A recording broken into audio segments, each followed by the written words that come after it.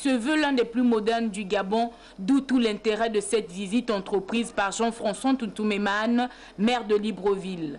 Donc il y a tous les commerces, il y a aussi des établissements financiers et des banques qui seront présents. Et puis il y aura le bâtiment administratif et il y aura aussi une unité de soins. Au regard de l'avancement de ces travaux de construction, les délais de livraison pourraient être respectés, d'où la satisfaction du maire. M. Bilal, ici présent, fait savoir que ces travaux doivent être achevés avant le 30 novembre.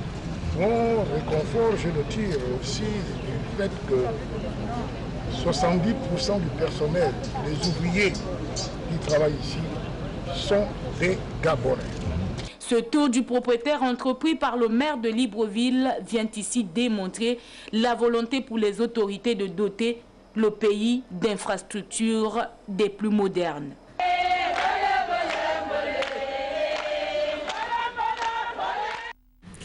Et puis, déguerpis du rond-point de la Cité des Ailes. Nous sommes dans la partie nord de la capitale gabonaise. Les commerçants ont désormais un nouveau site, du reste provisoire. Le site a été présenté par les autorités municipales en présence du secrétaire général de la présidence de la République et du député du premier siège. Détail, Lorna Wangui, Jean-Lédieu Mamboundou. Après 2 mois d'arrêt, les commerçants de déguerpis du rond-point d'Okala pourront reprendre leur activité en toute quiétude. Elle bénéficie désormais d'un site provisoire aménagé en accord avec le ministère de l'Urbanisme et qui abritera le marché provisoire d'Okala. Le terrain qu'on va vous donner pour faire le marché, c'est à côté du commissariat, là-bas. Là où il y a la briqueterie, là. Voilà. Le terrain, là, ils ont déjà écrit au monsieur, là, c'est un Burkinabé. Il a demandé 40 jours pour quitter là. Mais comme vous avez crié, oh, on va encore attendre 2 mois. Le ministre, Madame Gondio a parlé avec le ministre, nous tous. Ils ont trouvé cette partie-là pour que vous repreniez vite vos activités. Pour que vous ne restiez pas à la maison comme vous êtes aujourd'hui là. Ici là, c'est en attendant que l'homme là quitte là-bas. Voilà votre place définitive, c'est là-bas à côté du commissariat. Le secrétaire général de la présidence, qui s'est voulu le porte-parole fidèle du gouvernement, a rassuré les femmes de ce que la construction du futur marché approprié et sécurisé est prévue dans un délai raisonnable. Le chef de l'État n'est pas resté indifférent, encore moins insensible à vos problèmes. C'est pour ça qu'il a donné instruction au ministre de vous trouver d'urgence un emplacement en attendant que vous rejoigniez le marché qui va vous faire construire pas loin d'ici.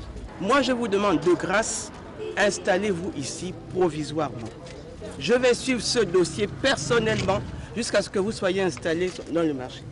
En attendant le nouveau marché, ces commerçantes vont mener leurs activités sur ce site provisoire sans être soumises au prélèvement d'aucune taxe provenant ni de la mairie ni d'aucun autre service compétent. Panafricanisme et renaissance africaine, c'est le thème de la 50e année justement de naissance justement de l'Union africaine, l'ex-organisation de l'unité africaine qui, vous le savez, a été créée donc il y a 50 ans. Et à l'occasion de cet anniversaire, une importante rencontre permet justement aux artistes gabonais de rivaliser de talent à la faveur d'une exposition vente. Était pour la rédaction sur place, Stevie Oyan, Arnaud Mengue. Pour ce grand rendez-vous qui est le 50e anniversaire de l'UA, le Gabon a-t-il voulu présenter plusieurs œuvres littéraires et des objets d'art en vue de magnifier la beauté de notre patrimoine culturel. Dans le hall du ministère des Affaires étrangères, site de l'événement, on peut apercevoir des figures des écrivains gabonais pas très connus du public. Hervé Patrick Opianga, à l'époque où il avait été malheureusement incarcéré, a commis un livre, le témoignage de son séjour en prison. C'est un livre très poignant des conditions d'incarcération à la prison centrale. Plusieurs ouvrages sont également exposés, entre autres, Mondialisation, paix, démocratie et diplomatie, l'expérience gabonaise de Jean Ping et au service de l'État de bon Jean-François Ondo, grand commis de l'État qui a, lui, la particularité de faire connaître l'histoire des grands hommes du pays. C'est une promotion de jeunes Gabonais en France dont Bon Jean faisait partie. Et parmi eux, vous découvrirez Aloïs Poiti, Roger Okuva, Philippe Maury, très connu, cinéaste, Mindumi Nzamba, qui a été ministre de la République.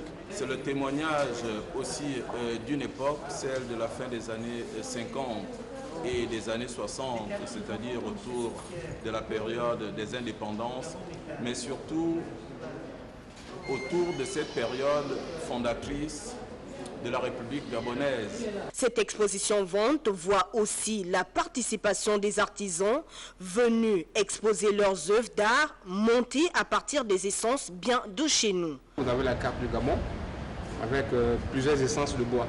Donc chaque province représente une essence de bois. Vous avez le Wolontem qui représente, fait avec du bois de Padouk.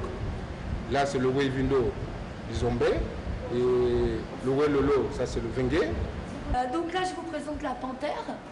Donc vous pouvez constater, voilà, je vous la tourne un peu pour que vous puissiez la voir. Donc celle-là elle est faite en tali, en bois aussi du Gabon. La panthère, donc vous pouvez la voir tachetée parce qu'au Gabon vous savez qu'il y a les panthères tachetées, mais il y a aussi les panthères noires. Ce vendredi, d'autres pays africains venus prendre part à la célébration de ce cinquantenaire vont exposer leur patrimoine culturel, une manière comme une autre de renforcer le processus d'intégration de nos États et de converger vers la mise en place d'un marché commun. Et puis à l'étranger, nous l'apprenons ce soir, Silvio Berlusconi, l'ancien chef du gouvernement italien qui vient d'être condamné à 7 ans de prison ferme pour fraude fiscale. Il y a quelques jours, il avait affirmé qu'en cas de condamnation ferme, il choisirait la prison. Le secrétaire général du Conseil d'État porte à la connaissance des nouveaux conseillers d'État en service extraordinaire nommés par décret numéro 0699/PR du 11 juillet 2013 qu'ils sont conviés à une réunion de prise de contact qui aura lieu le lundi 5 août 2013 à 10h au cabinet du Premier ministre, 6 à l'immeuble interministériel derrière la mosquée Hassan II. La présence de tous est vivement souhaitée. Renforcer la gestion durable du secteur des pêches, c'est un des volets clés du projet porté par la Commission régionale des pêches du Golfe de Guinée. Un atelier se tient d'ailleurs sur la question à Libreville. Basile Mikala, Yvette Okosa. Atteindre les objectifs du plan d'action stratégique 2009-2015 de la Commission régionale de pêche du Golfe de Guinée, COREP, tel est l'objet de l'organisation du présent atelier de validation de la stratégie d'information et de communication ayant plusieurs composantes. Le secrétaire exécutif de la COREP, Émile Essama, s'en explique. Il s'agit d'un appui destiné à une évaluation des besoins des États membres en matière de champ d'information et de leur capacité à y faire face. La préparation d'un plan d'action pour la stratégie d'information et de communication de la COREP, la création d'un site web interactif, opérationnel et convivial pour la COREP et la formation des cadres compétents dans ce domaine. Présente à ces assises, la directrice générale des pêches et de l'aquaculture, Noussé Loïs Alela, souligne l'importance de cet outil de communication pour l'institution. Nous avons pensé qu'il était bon d'avoir un site internet. Vous savez que nous sommes à l'heure de la mondialisation et il n'y a rien de mieux que la communication. Vous savez que dans ce genre de structure, il faut en termes de renseignement, en termes d'information, avoir un outil qui permet en fait de mieux collaborer. Et donc un site internet donc a été mis en place que les usagers pourront maintenant utiliser et qui pourra nous permettre aussi bien évidemment de pouvoir au fur et à mesure des travaux que nous mettons en place, des projets que nous implémentons ensemble, pouvoir informer les populations cibles, pouvoir informer les États cibles de l'avancement de ces travaux. La présentation du site web aux participants a constitué l'un des temps forts de cette rencontre. Repartons à l'étranger en mission officielle, justement sous l'instruction du président de la République, chef de l'État, la ministre gabonaise de la fonction publique et des comptes publics a donc visité l'Institut MDI. Il s'agit en fait d'un institut qui reçoit une dizaine de cadres issus justement de l'École nationale d'administration. Pour les détails, nous allons retrouver ces informations rapportées par nos envoyés spéciaux Yves Gislain Mitumba et Pressine Ngwaima. Nous sommes à Singapour, précisément à MDIS, le Management Development Institute, établissement mondialement reconnu dans la formation des managers. 8 stagiaires gabonais issus de l'École nationale d'administration y ont été certifiés en mars dernier et une autre vague y est actuellement pour la même raison. J'ai été très ravi d'apprendre par les premiers responsables de MDIS que ces étudiants étaient super motivés et que lorsqu'ils sont arrivés, ils étaient au niveau, on peut dire niveau 1. Et au bout de 2 semaines, au regard de leur progrès, ils ont été mis au niveau 2. Et ça nous rassure par rapport à la vision que nous avons de fournir à l'administration gabonaise des cadres compétents, des top managers qui soient capables de mettre en œuvre le plan stratégique Gabon émergent. Motif suffisant pour conduire le ministre du Budget, des Comptes publics et de la Fonction publique sur les lieux. Accueil de la délégation par les responsables de l'Institut, présentation des principes qui fondent la nation autour du travail, de la famille et du respect des institutions. Présentation de la maquette de l'Institut, puis la rencontre s'est très vite transformée en séance de travail. D'un côté, la délégation gabonaise, de l'autre, les responsables de MDIS. C'est la 4e visite officielle d'une délégation gabonaise ici, après le passage du chef de l'État en 2010. Un protocole d'accord lie les 2 États depuis 2011, notamment la formation de stagiaires gabonais en anglais et en management public pour une durée de 10 mois. C'est très important le cas dans lequel nous nous trouvons aujourd'hui, dans la mesure où le renforcement de capacités est un aspect très important qui est justement au cœur de notre développement. Et comme je l'ai dit lors de l'entrevue avec l'équipe managériale de MD6, il faudrait que nos administrateurs qui sont formés à MD6 soient très performants et très compétitifs. MDIS reste absolument convaincu qu'ils vont être des très bons administrateurs pour l'État gabonais lorsqu'ils vont retourner au Gabon. La première vague de formation ici qui est arrivée en 2012 nous avait bien montré qu'ils étaient hautement motivés d'apprendre ici à MDIS. C'est une impression vraiment de satisfaction dans la mesure où je me rends compte que le président de la République a eu raison de nous instruire justement à lier le partenariat avec M10 parce que M10, vous voyez, c'est multi-formation que l'on trouve ici. Ça veut dire qu'ils forment aussi bien la pratique, mais également les aspects théoriques et généraux dans le cadre de leur pédagogique au niveau de M10. Dans le domaine de la santé, nous avons des formations de niveau de master qui seront appropriées pour les directeurs. Aussi, même ceux qui sont spécialisés des docteurs pourraient venir ici, par exemple, apprendre comment gérer un hôpital, par exemple. C'est ce type de formation que nous allons donner à les administrateurs gabonais qui seront dans le domaine de la santé. Pour bien mener à terme ce partenariat, il serait très important que non seulement nous formons les gens qui viendraient ici de façon un peu régulière, mais aussi nous allons former en ressources humaines. Aussi au Gabon, nous allons envoyer nos experts qui seront au Gabon pour donner des formations, pour donner des séminaires qui seront bénéfiques aux Gabonais. Je suis satisfaite et j'espère que nous allons continuer à travailler avec M10. Je verrai dans quelle mesure nous pourrons élargir les formations parce que c'est exclusivement réservé aux étudiants qui sortent de l'ENA. Mais vous avez visité comme moi qu'il y a également des secteurs en renforcement de capacité au niveau des médias que vous êtes. Il y a tellement d'aspects qu'ils concentrent ici et qui donnent vraiment des idées de partenariat qui pourront être plus renforcées en élargissant justement la compétence de nos formations au niveau de l'M10. Au terme de la séance de travail, une visite guidée a permis à la ministre et à sa suite de s'imprégner des différentes filières que propose l'Institut. Hôtellerie, restauration, tourisme, design, stylisme, modélisme, ingénierie, journalisme et même des métiers de la communication à travers des cours pratiques à la radio et à la télévision. Toute chose qui exprime ici la volonté d'une formation par besoin et par objectif. Pour le reste, échange de présents et signature de livres d'or par le chef de délégation ont mis fin à la rencontre.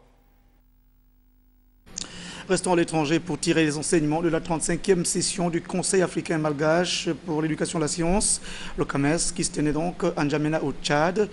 Patrick Simangoy revient donc sur les enseignements. Les chiffres sont éloquents, 80% de taux de réussite des enseignants évalués. On regarde. Bien qui finit bien, la 35e session des comités consultatifs interafricains du CAMES a tenu la promesse des fleurs. Tous les participants ont été comblés par tout ce qu'ils ont vu et entendu sous la direction aussi bien du secrétaire général du CAMES que du président du Conseil consultatif général. Mon sentiment est un sentiment de satisfaction parce qu'encore une fois, nous avons pu examiner l'ensemble de l'ordre du jour qui nous a été proposé par le secrétariat général du CAMES. Et je sais que sur au moins 3 points, nous avons discuté, nous sommes arrivés à des conclusions qui me permettent de croire que le CAMES enregistre encore des avancées. C'est un double sentiment de satisfaction. Satisfaction pour la qualité des sujets qui ont été abordés, pour la qualité des débats, mais surtout aussi pour l'excellence du travail du secrétaire général du CAMES qui suit parfaitement la feuille de route qui a été adoptée pour le grand bonheur de tous. Alors, je crois que ce CCG, cette session est vraiment la session de la rupture. La rupture avec l'ordre qui était établi jusqu'alors et la naissance ou l'émergence, si vous voulez, d'un nouvel ordre à partir de réformes qui sont mises en œuvre. C'est un comble de satisfaction et c'est une des sessions qui connaît une brillante réussite. L'impartialité qui a prévalu dans l'examen de 1104 dossiers et les réponses pertinentes apportées aux questions ont été une filigrane de la qualité des travaux au niveau des comités techniques spécialisés. Les réponses pertinentes apportées aux questions sont une filigrane de la qualité des travaux au niveau de CTS. La force du CAMES s'explique par ce penchant rigoriste qui caractérise sa démarche. Nous devons donc nous remettre en cause pour doter notre organisation d'indicateurs d'évaluation actualisés et permettant à nos enseignants et chercheurs d'accomplir efficacement les missions dévolues à nos universités. Avec un taux de réussite avoisinant les 80%, les inscrits qui rejoignent la grande famille de l'excellence ont été applaudis. Au niveau des CCI, comme annoncé par le président du CCG qui m'a précédé, le taux de réussite moyen est de 80%. Par rapport à la moyenne de tous les CCI depuis 1978, qui est de 70,76%, on peut constater que les résultats sont au-delà de la moyenne. Dans le cas spécifique du Tchad, les résultats sont de l'ordre de 80%. Ce qui constitue un bon score, une source de satisfaction et mérite un encouragement en direction de toute la communauté universitaire, en commençant par les recteurs et le directeur national de la recherche. Tout en souhaitant à nos illustres hôtes bon retour dans leurs pays respectifs, je déclare close la 35e session du CAMES et je vous souhaite et vous remercie pour votre aimable et bienveillante attention. Je vous remercie. N'Djamena a été donc un vibrant appel à l'intelligence africaine. Les travaux de la 35e session des comités consultatifs interafricains du CAMES s'achèvent en beauté ici au campus de l'université de Toukra. Universitaires et hommes politiques, vous l'avez suivi, se sont engagés à faire de l'enseignement supérieur dans l'espace CAMES une véritable marque déposée. Le Gabon s'en sort enrichi et vous l'avez suivi, il y avait plus de 1000 candidats à examiner au cours de cette session de N'Djamena. Pour ce qui est de l'université Omar Bongo de Libreville, les passages en grade des candidats au niveau des maîtres assistants et de maîtres de conférence ont entièrement donné satisfaction.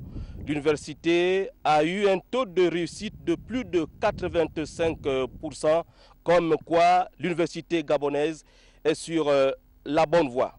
C'était depuis le campus universitaire de Tounkra, en N'Djamena. Patrick Simangoy, envoyé spécial de Gabon Télévision.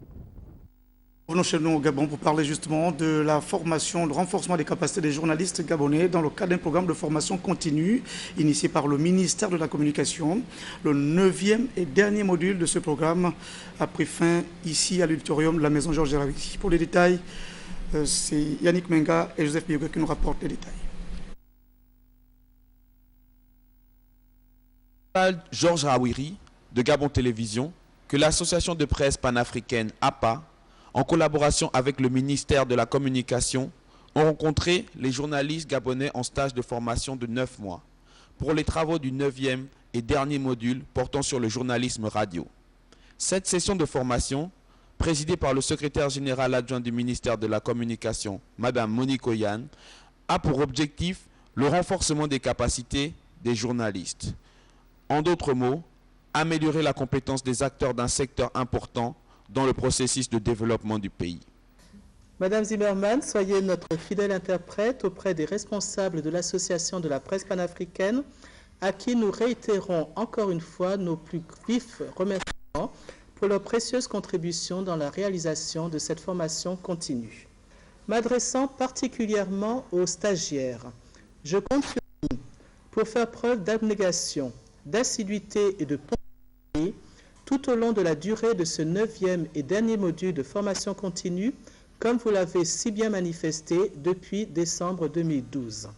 Cette session, dispensée du 30 juillet au 8 août 2013, animée par la journaliste de renom Martina Zimmermann, marque la fin de la formation continue 2012-2013, démarrée en décembre dernier. Rappelons que les participants recevront un certificat de fin de formation. Le Sésame donnera accès à un avancement en indice dans la fonction publique pour les fonctionnaires et d'étoffer le curriculum vitae des journalistes du secteur privé. L'économie dans cette édition d'information avec la poursuite des conférences budgétaires et cette fois, le tour est revenu à la mission éducation nationale, enseignement technique et formation professionnelle. Le compte rendu de Raïssa Lormeza et de Chris Lamaïda. Budget, il est question pour les responsables des programmes de faire le cadrage budgétaire, c'est-à-dire justifier le budget demandé. Pour les projets annuels de performance 2014, quels objectifs sont réalisables à court terme? Quelles sont les priorités en matière d'investissement? Dans ce sens, des observations ont été faites par le directeur général du budget, Yves Fernand Monfumbi, en ce qui concerne par exemple le programme enseignement secondaire. Un véritable décollage de votre secteur. Est-ce qu'on doit continuer tout azimut sans outil de planification pour poursuivre le processus de développement de cette mission d'éducation? Or, nous savons tous que le capital humain est au cœur du processus de développement de tout État. Il nous appartient vraiment, à froid, de regarder ces choses avec beaucoup plus de sérieux, à mon avis, parce que ça, je ne peux même pas analyser, parce que je ne comprends pas. Et dès lors que je ne comprends pas, permettez-moi, je ne peux pas vous accorder un appui efficace parce que je ne comprends pas. Et je m'interroge et je veux comprendre. Nous allons nous faire fort, comme vous le nommez, par les textes et de vous les transmettre. C'est pour cela que j'ai commencé en disant que l'absence de dialogue de gestion amène un certain nombre de compréhensions et qu'il faudrait que ce dialogue de gestion existe pour que nous soyons au même niveau de formation, que nous avancions des mêmes pas. S'agissant du programme enseignement technique et formation professionnelle, les observations sont également les mêmes. Les effectifs ici ne maîtrisent pas totalement leur mission. Incohérence entre les cibles et les objectifs, non prise en compte des préoccupations des partenaires que sont l'ANFPP, L'ANGT, l'ENS, l'ENSET, il faut reformuler les budgets tout en réexaminant leur faisabilité. Les responsables des programmes l'ont bien compris, ils disposent désormais d'une semaine pour revoir leurs projets. La politique dans cette édition d'information avec le périple national du secrétaire général du Parti démocratique gabonais. Ce soir, nous allons regarder l'étape de Franceville dans le Haut-Ogooué. TV Masoukou. En grande pompe à l'entrée de la ville de Franceville par les hiérarques du Parti démocratique gabonais originaire du Haut-Ogooué, le secrétaire exécutif du PDG, Faustin Boukoubi, a été ensuite à la résidence du gouverneur Bertrand Moudunga pour présenter ses civilités, avant de continuer dans un hôtel de la place où l'attendait une foule immense, à l'identique de celle qui s'est déplacée du côté de l'entrée de la ville. Dans la salle qui a refusé du monde au regard de nombreux militants du PDG venus de tous les coins de Franceville pour la rencontre d'information, le ton a été donné par le secrétaire provincial du PDG pour le Haut-Ogooué, Ludovic Ngonjiga, a situé l'événement. Camarades secrétaires généraux, nous sommes réunis ce jour pour vous témoigner notre indéfectible attachement et notre sentiment de satisfaction de vous avoir parmi nous. J'aimerais à ce effet, chers camarades, en vos rangs, grands et qualifiés, que vous le manifestiez par une salle d'acclamation. Il faut rappeler que le 10e congrès du PDG a vu la restructuration complète de la structure du parti avec le renouvellement des instances dirigeantes. Cette tournée a permis au secrétaire général Faustin Boukoubi de présenter aux PDGistes les membres de son bureau. Ensuite, il a demandé à la population susceptible de prendre part à la prochaine consultation électorale de se faire enrôler. Cet enrôlement biométrique va avoir plusieurs buts. D'abord, alimenter, consolider, assainir le fichier d'état civil, ce qui facilitera certainement les démarches administratives des compatriotes qui auront été ainsi enrôlés. Et ensuite, il servira au processus électoral, puisque les élections désormais se feront sur la base de la biométrie. Nous avons donc mobilisé les militantes et militants de telle sorte que, sans attendre le 44e jour, ils puissent aller se faire enrôler, parce que seul l'enrôlement et, in fine, l'inscription sur la liste électorale donnera droit à chaque citoyen d'assurer son droit civique, donc de voter. Alors que l'on parle de l'enrôlement qui concerne les Gabonais de deux sexes en âge de voter, le député de Franceville, Jean-Pierre Oyiba, sollicite l'adhésion et la participation militante de tous. La raison première de cet enrôlement, c'est de mettre en place un fichier d'état civil, à caractère biométrique, sur la base de données biométriques. Donc qui permettront à chaque Gabonais de désormais pouvoir bénéficier ou de pouvoir sortir lorsqu'on a perdu, par exemple, cette pièce d'état civil, dans le cas de la carte nationale d'identité, son acte de naissance, on puisse les sortir parce que ces éléments seront désormais stockés dans des machines informatiques. Pendant 24 heures, les jeunes, les femmes, mais aussi les sages ont été édifiés sur le plan stratégique Gabon émergent au cours des différentes rencontres dirigées par leurs responsables politiques au niveau national. Et puis dans l'Ogooué Lolo, l'enrôlement biométrique largement expliqué aux populations du siège au Foué-Onoï par le député Jean-Pierre Boukila était donc en tournée dans cette partie du territoire national. Je vous propose le compte rendu de cette tournée avec Ahmed Mouyaka et Medaringue. C'est un accueil des grands jours qui a été réservé au député Jean-Pierre Boukila dans les 6 regroupements de villages du département de l'Ofoué-Onoï, province de Logo-Lolo. Ici, il est question, entre autres, de mobiliser les populations de ces différentes localités quant à leur adhésion massive à l'opération d'enrôlement biométrique. Ma présence à Ibunji et dans le département Lofono-Ibunji est justifiée par la volonté et la nécessité d'informer les populations du département dont je suis l'élu sur les nombreuses lois que les députés ont votées, et notamment la loi sur l'enrôlement, qui est une loi essentielle.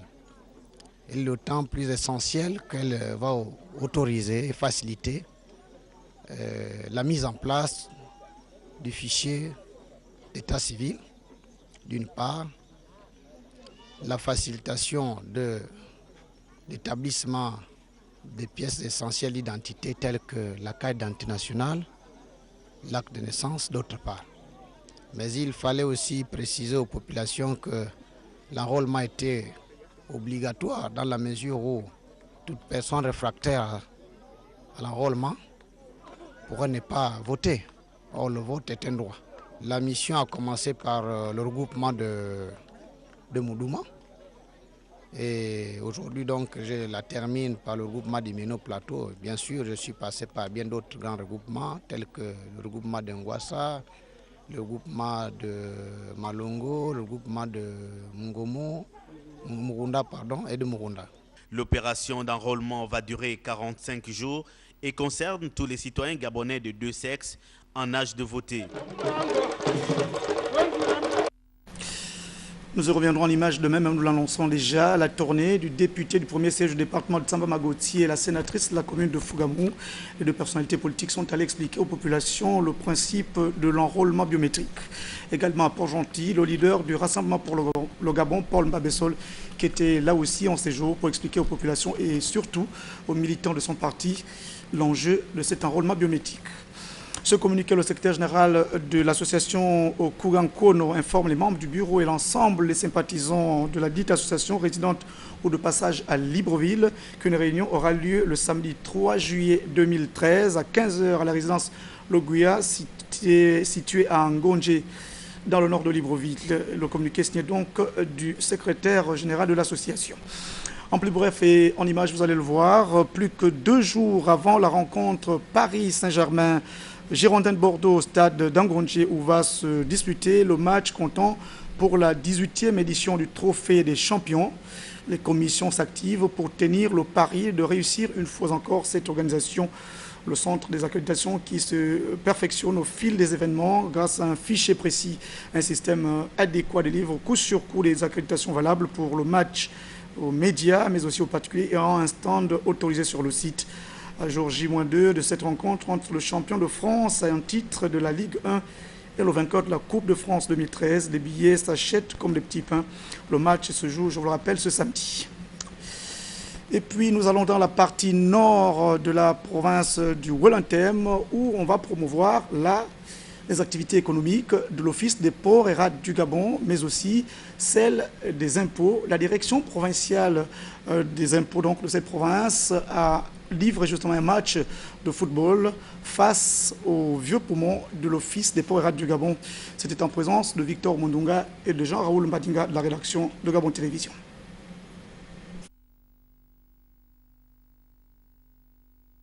Les impôts basés à OIM.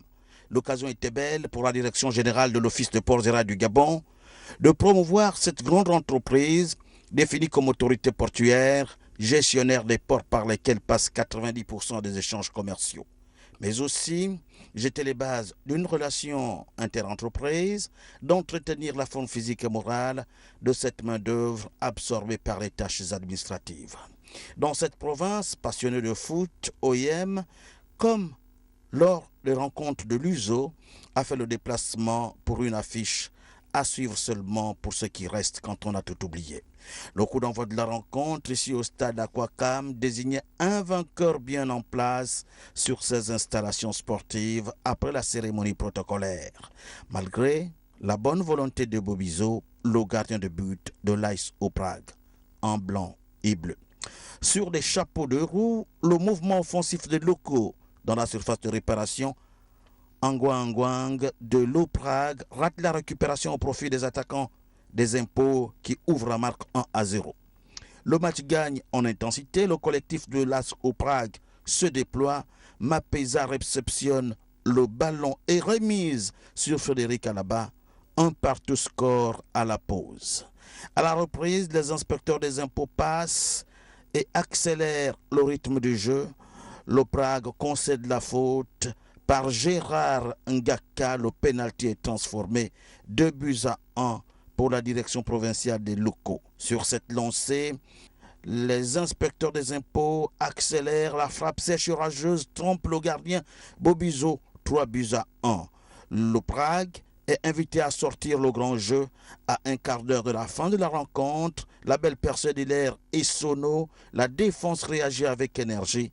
Il y a pénalty pour l'AS OPRAG. Oui, pénalty transformé par Yves Elamné. Score final 3-2.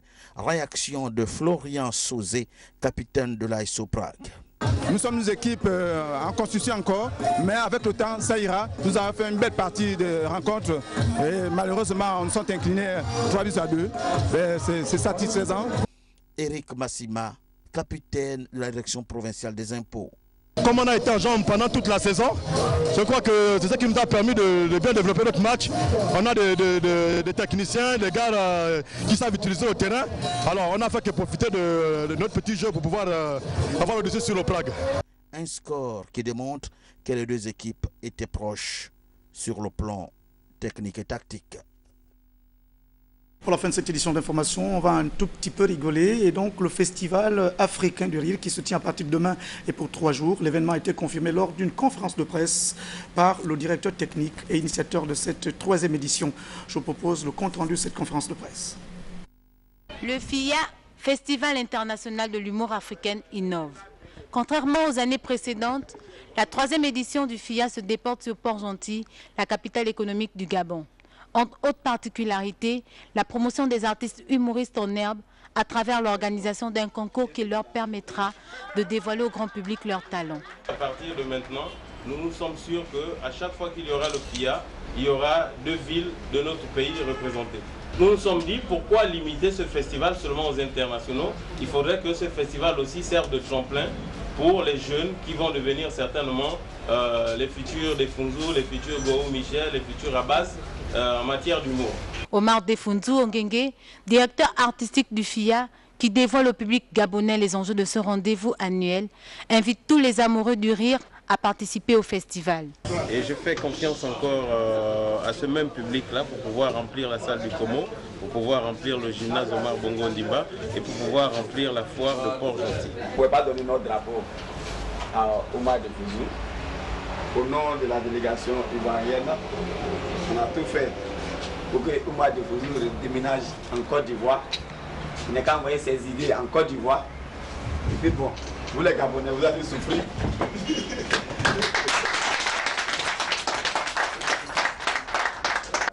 Une chose est sûre, le rendez-vous avec le rire est fixé pour ce vendredi dès 20h au cinéma Le Como. Bienvenue dans ce métier.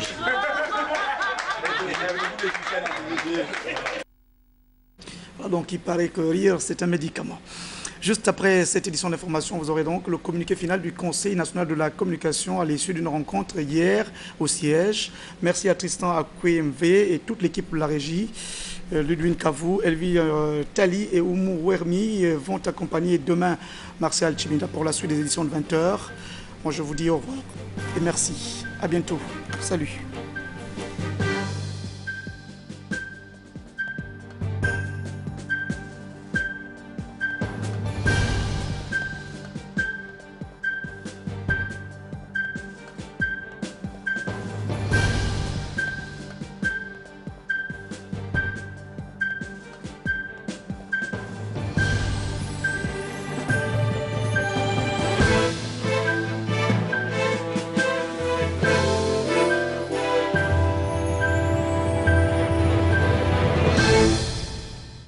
Le Conseil national de la communication s'est réuni ce jour en séance